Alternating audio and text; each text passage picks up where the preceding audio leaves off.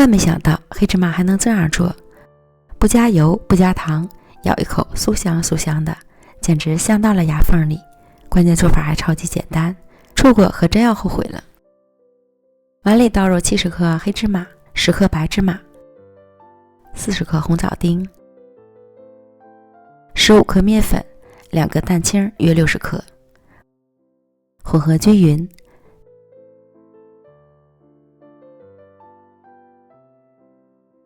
差点忘记了，还有30克花生碎也加进来，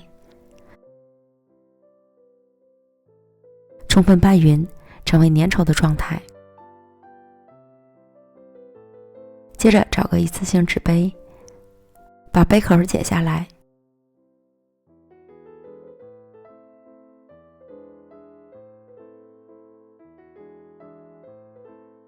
准备好烤盘，里面铺好烘焙油脂，放上纸杯口，再放入1勺拌好的黑芝麻，压紧实。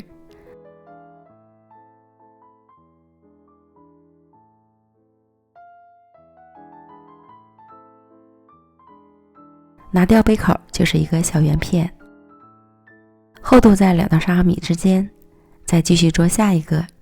这些食材正好可以做12片。